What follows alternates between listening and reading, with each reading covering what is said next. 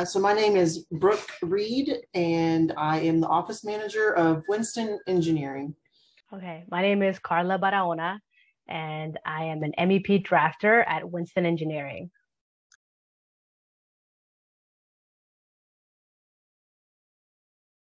So my company is a mechanical, electrical, and plumbing engineering firm, and I manage the entire company all the way from receiving projects, doing the bids, doing the proposals, all the way through the project. So I manage all the engineers.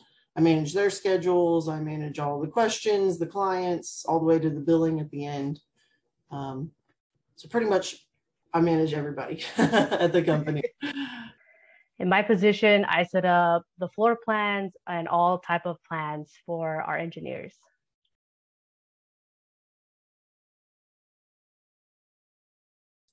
Well, since, a lot of times in engineering and also construction, because I've done construction in the past, handling that, I think the best way is just to be confident and knowing what you know.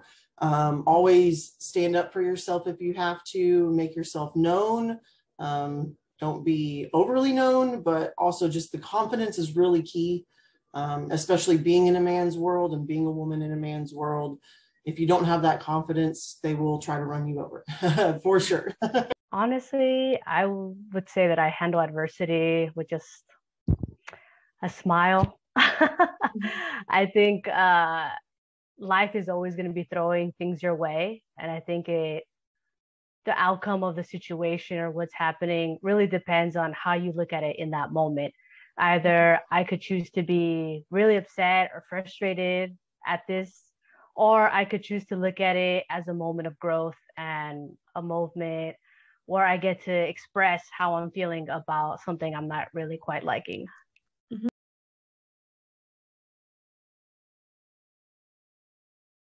So I had a professor in college. She had a doctorate in business and construction management, and she had her own construction company for a long time. And she ended up being a professor towards the end of her career. And she was just absolutely amazing. She was this little small old lady, and she taught me more with like a drill and, skill saw and all that kind of stuff, structural engineering, and also a lot of the construction management. And she was just so cool because she could tell she had been there, done it all. Yeah. And she was like 4'9", sweet little awesome person who was just as amazing as could be. And I loved her to death. She was really cool, very inspirational. I've been very fortunate and blessed to know many females in the field. So it's very difficult to choose just one. So if that's okay with you, I'm going to choose two. And that would have to be my mentor and carpenter, teacher and professor at Lady College. Her name was Cynthia, and she was a carpenter from the 60s, in a time where it wasn't very often that you would see women doing construction. And she was the one who took me under her wing and told me, hey, you want to be a carpenter? Okay, just know it's going to be fun and it's going to be hard because not a lot of people are going to be used to seeing women in this particular field.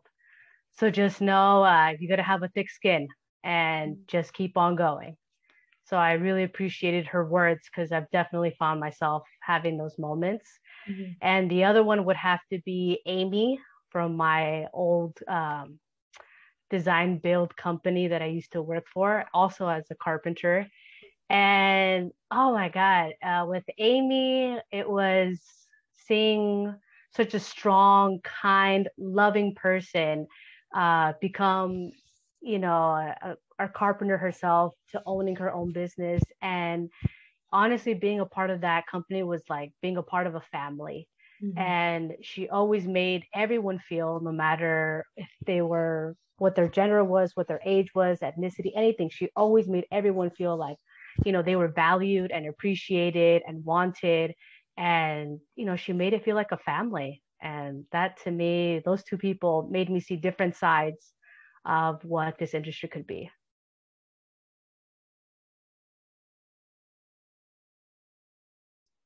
I would tell them that it's important to always take opportunities when they're given to you. So anytime a door's open, whether it's cracked or not, it's always pursue it. Even if you're happy with where you are and you like what you're doing, you never know what that door could lead you to and what it could get you to. And so I'll always take those opportunities, or at least look into them, because you never know what could happen.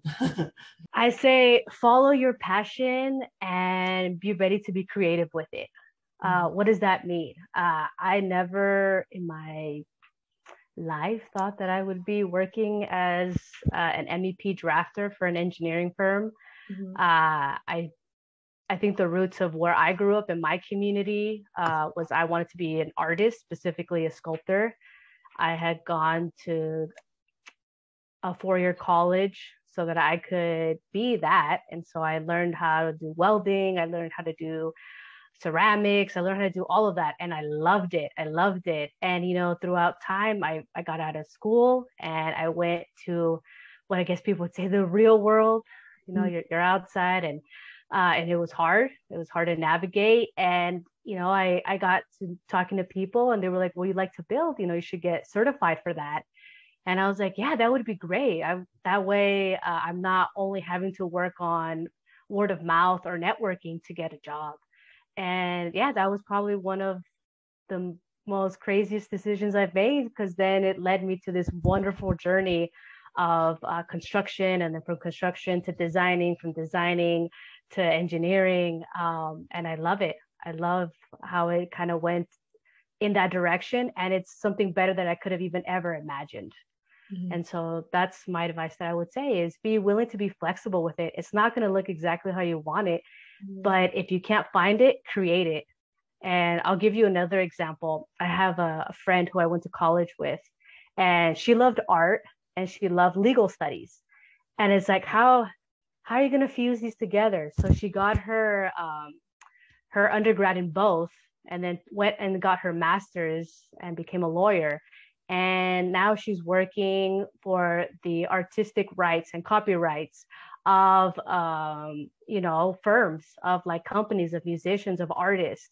And so that's what I mean. Be creative with it. Don't let yourself get boxed by the typical, oh, you got to be a doctor, or you can be a dentist, or you can be, you know, an astronaut, or oh, you can be an engineer. Like, you can be whatever you want, especially in this time period where you can be an entrepreneur, you can do anything you want, but you have to find that passion and just go with it, roll with it. If you look for it, find videos. Like, we have the opportunity to have YouTube I don't want to say back in the day, because I'm not that old.